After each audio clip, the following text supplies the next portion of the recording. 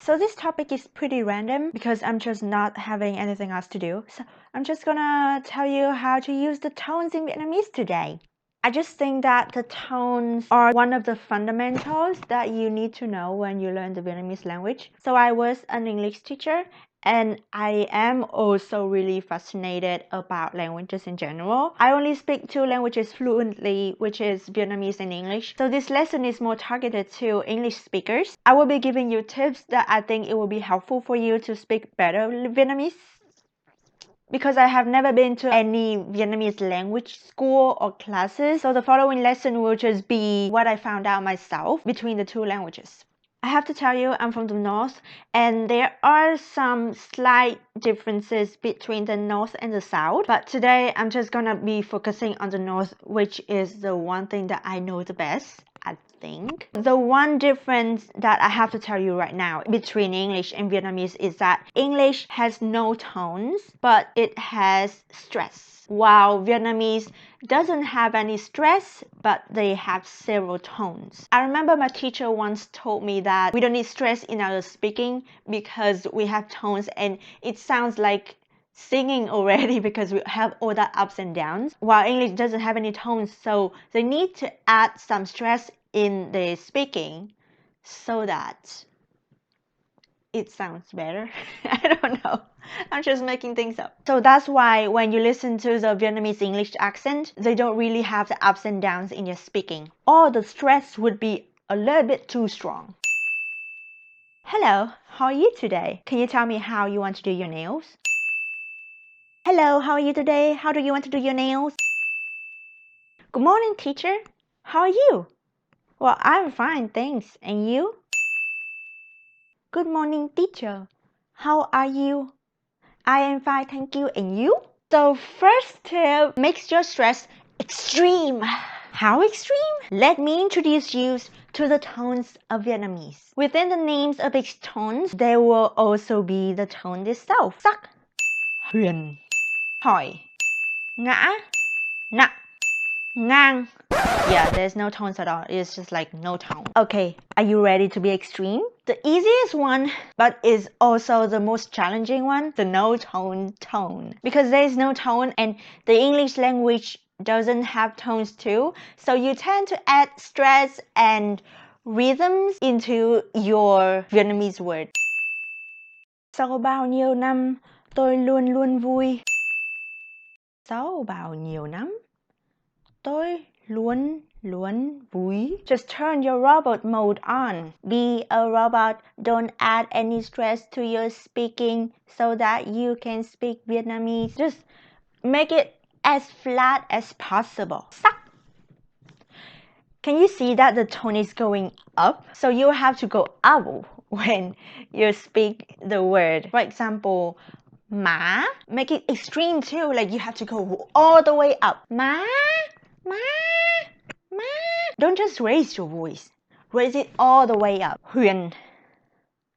So you can see that the tone is going down. So the same with sắc. You're gonna go down, but don't lower your voice. You have to really go down. Ma. Ma. Ma. Ma. Ma. Ma. Ma. Nặng. These words also mean heavy. Because it's so heavy, it has to be placed beneath the word because the word cannot carry them. Anyways, because it's so deep, it's like you are falling down from the sky and go like be extreme. Cha, nhẹ, hư, dạ, ma. Pretend like someone is punching you in your stomach. Don't go up. I'm so hot. Okay, are you ready for the hardcore? I think the two following tones are the hardest because I personally cannot break it down into small pieces. But pretty much if you follow the tones, you can actually still say it. Hỏi. You go down, down, down, and then down all the way. So it will be like hỏi, hỏi. It's like you're fainting. Mã. Huh. This is also confusing too. When I listen closely, I can hear some Vietnamese people saying this with the ending sound a little bit higher, like hỏi, hỏi. From my experience, if you live in Vietnam, sometimes you will see that some of the kids will mistake this tone with the nut tone. The end of it is kind of like the nut, so it's like going all the way down and then drop. Em có một câu hỏi. Instead, the kid would say, em có một câu hỏi. So I would say the right way to do the hỏi tone is to go gently down and then go all the way down, like drop. Nặng. Hỏi. Hỏi. The last one, ngã. So you can say that it will go up a little bit and then go up all the way. So at the end of it, it should be sounded like the tone sắc. Ngã. Ngã. Ngã. Ngã. Because it's a complicated tone, similar to the hỏi tone. Some kids would mistake it with the sắc tone. Em bị ngã. Em bị ngã. Đỡ em đi. So those are the tones. Just don't hesitate to be extreme. Let's practice a little bit, okay?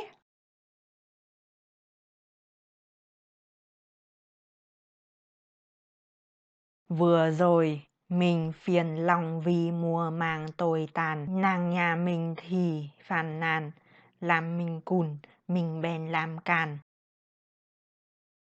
Bưởi, mở, cửa, hỏi, ổi, ổi, bổ, củi, chữa, ổi, báo, ổi, uể, oải, ổi, củi, tổ, tráng. Năm xưa không lâu, Lê Quyên bên Trương, lang thang trong công viên, miên man trên vai anh Trương. Lê Quyên buông 5-3 câu quê hương, 5-3 câu tương lai, 5-3 câu nguôi ngoai, 5-3 câu mê say tin yêu. Oh my gosh. Tối trước, hắn hát suốt khiến Thúy đố có nhắm mắt chút ít. Hắn hát giống chó hét, cứ hát miết khiến Thúy phát ghét. Thúy kiếm Yến tính kế. 10 trị bộ đội, đội 10 hột vịt lợn, bị một bọn lạ mặt chặn lại tại cột trụ điện. I'm just gonna give you some random words with the ngã tone. Ngã, sẽ, vẫn, những.